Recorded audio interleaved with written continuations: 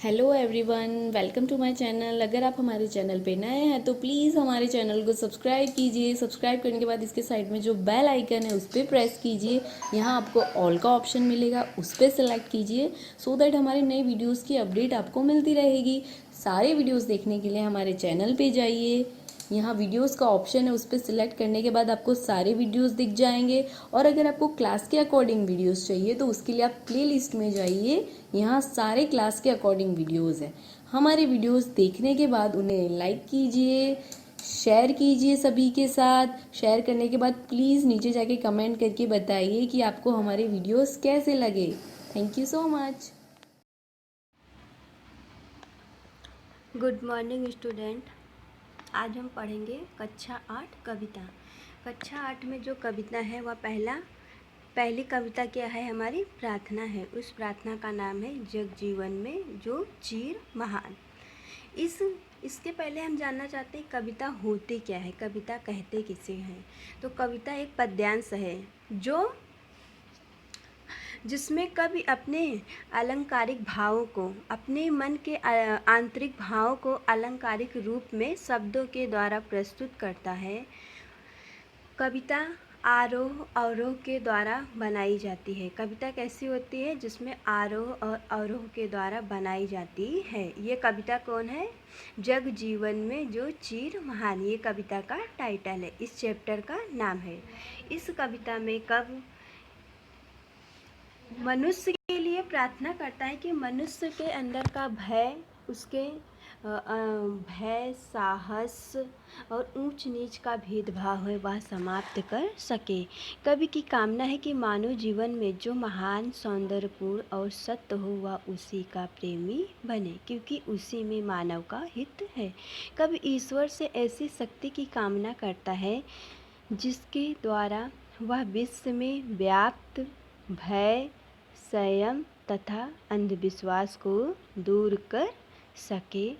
इसके बाद हम कवि का परिचय देखते हैं। कवि का परिचय है, इसके कवि हैं सुमित्रानंद पंत। सुमित्रानंद पंत का जन्म 20 मई 1900 ईस्वी में हुआ था। सुमित्रानंद पंत की मृत्यु कब हुई थी? 28 दिसंबर 1977 में सुमित्रानंद पंत की मृत्यु हुई थी। सुमित्रानंद पंत एक छायावादी कवि थे। छायावादी कवियों में ये महान कवि थे। इनको छायावादी युग के 4 स्तंभों में से याद किया जाता है। छायावादी कवि में सुमित्रानंद पंत को चिदंबरा के लिए भारतीय ज्ञानपीठ पुरस्कार व हिंदी साहित्य की सेवा के लिए पद्म भूषण से अलंकृत किया गया था। चलो अब हम कविता को पढ़ते हैं।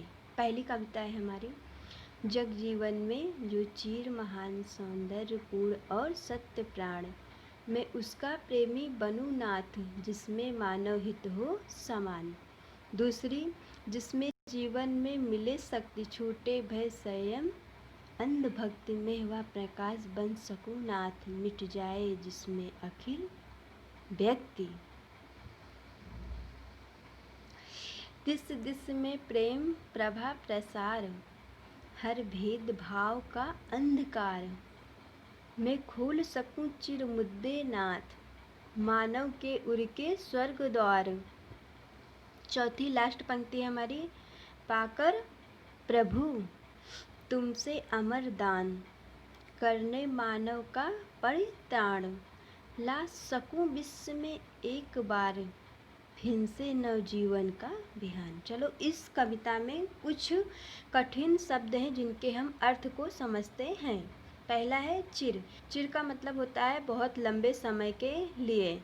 नाथ, नाथ का मतलब होगा ईश्वर या प्रभु। संयम का मतलब होगा संदेश या शंका। अखिल का मतलब संपूर्ण। सौंदर्य का मतलब सुंदरता। प्रभा का मतलब प्रकाश। प्रसार का मतलब फैलाव। दिशि का मतलब होगा दिशा। बिहान का मतलब होगा सवेरा। परिताड़ का मतलब होगा रक्षा करने वाला। उसके बाद चलो पहली कविता का हम भावार्थ समझते हैं। पहली पंक्ति का, जग जीवन में जो चीर महान, सौंदर्यपूर्ण और सत्य प्राण, मैं उसका प्रेमी बनूं नाथ, जिसमें मानव हित हो समान। देखो विद्यार्थी मित्रों, इसमें कवि कहना चाहता है कि जग जीवन में जो चिर महान, सौंदर्यपूर्ण और सत्य प्राण, इसमें कहना चाहता है कवि कि मानव जीवन में जो अत्यंत प्राचीन काल से सर्व स्वीकृत, महान, सौंदर्यपूर्ण हो तथा सत्य हो, कवि ऐसे लोगों की महानता के लिए, उसके लिए प्रार्थना कर रहा है कि मानव में जो अत्यंत प्राचीन काल से सर्व स्वीकृत, महान, सौंदर्यपूर्ण हो तथा सत्य हो, हे प्रभु, उसके आगे की 2 लाइन, मैं उसका प्रेमी बनूं नाथ, जिसमें मानव हित हो समान। कवि कह रहा है कि प्रभु, मैं ईश्वर की कृपा से उसका प्रेमी बनना चाहता हूँ, जिसमें संपूर्ण मानव समाज का समान कल्याण हो सके। इस पंक्ति को फिर से एक बार हम भावार्थ इसका देखते हैं। पहली दूसरी पंक्ति का, मानव जीवन में जो अत्यंत प्राचीन काल से सर्व स्वीकृत, महान, सौंदर्यपूर्ण हो तथा सत्य हो, कभी ईश्वर की कृपा से उसी का प्रेमी बनना चाहता है, जिसमें संपूर्ण मानव समाज का समान कल्याण हो।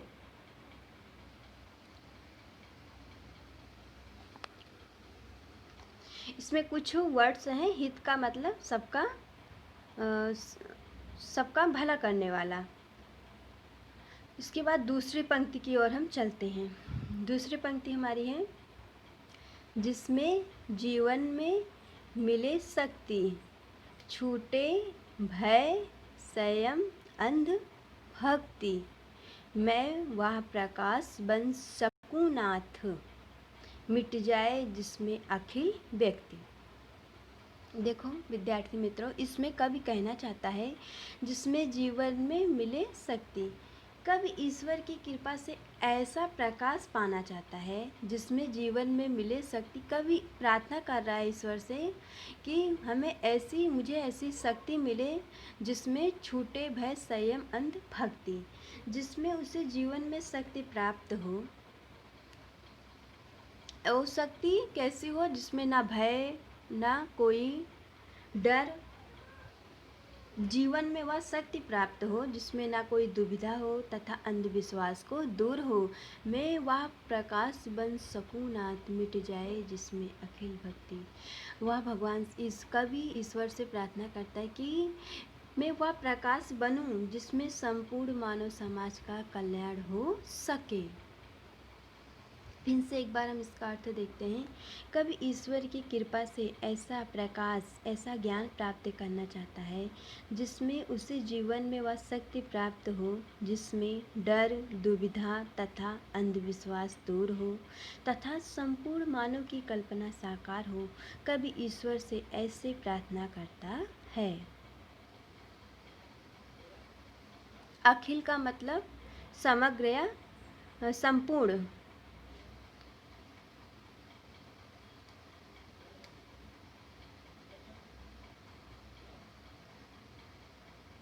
इसके बाद हम तीसरी पंक्ति की ओर आगे बढ़ते हैं। तीसरी पंक्ति है हमारी, दिशि दिशि में प्रेम प्रभा प्रसार, हर भेद भाव का अंधकार, मैं खोल सकूं चिर मुद्दे नाथ, मानव के उर के स्वर्ग द्वार। चलो, दिशि दिशि का मतलब क्या होता है, चारों दिशाओं में प्रेम का मतलब होता है प्यार, प्रभा का मतलब होता है सवेरा, प्रसार का मतलब होता है फैलाव, हर भेदभाव का मतलब होता है ऊंच नीच, और अंधकार का मतलब अंधविश्वास होता है। मैं खोल सकूं चिर मुद्दे नाथ, मानव के उर के स्वर्ग द्वार।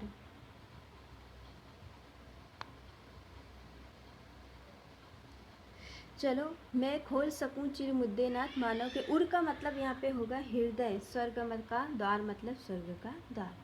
कवि ईश्वर से प्रार्थना करता है कि भेदभाव रूपी अंधकार को दूर करते हुए, पहले 2 लाइन का अर्थ आप लोग समझो, दिस दिस में प्रेम प्रभा प्रसार, हर भेदभाव का अंधकार। कवि ईश्वर से प्रार्थना करता है कि भेदभाव रूपी अंधकार को दूर करते हुए प्रेम प्रकाश का चारों ओर प्रेम का प्रकाश लाना चाहता है।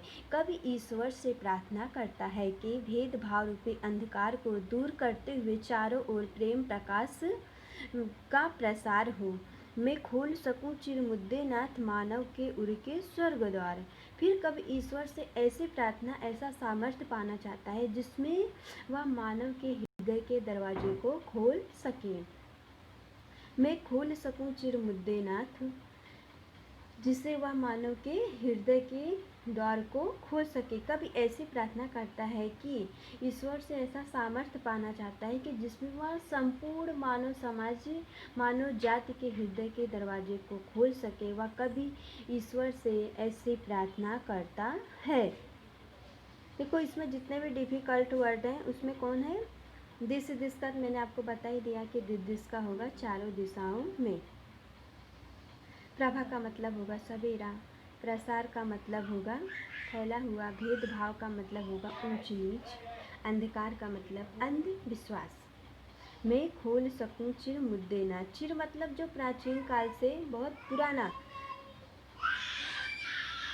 मुद्दे का मतलब कोई चीज़ का मुद्दा मतलब कुछ जो पुराने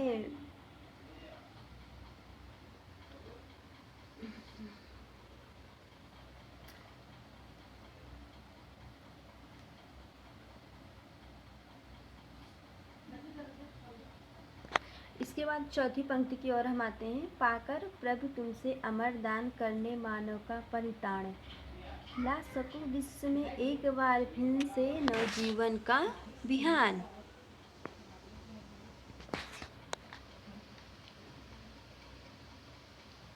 पाकर प्रभु तुमसे अमर दान करने मानव का परिताण, ला सकूं विश्व में एक बार फिर से नवजीवन का बिहान।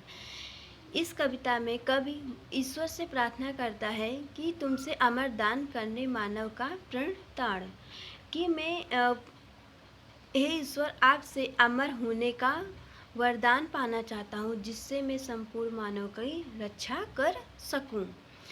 पाकर प्रभु तुमसे अमर दान करे मानव का परिताण। कभी ईश्वर से प्रार्थना करता है कि हे प्रभु, मैं आपसे अमर होने का वरदान पाकर मैं मनुष्य संपूर्ण मानव की रक्षा करना चाहता हूँ, ला सकूँ विश्व में एक बार फिर से नवजीवन का बहान। कभी ईश्वर से प्रार्थना करता है कि मैं संसार में एक बार फिर से नवजीवन की सुबह को लाना चाहता हूँ।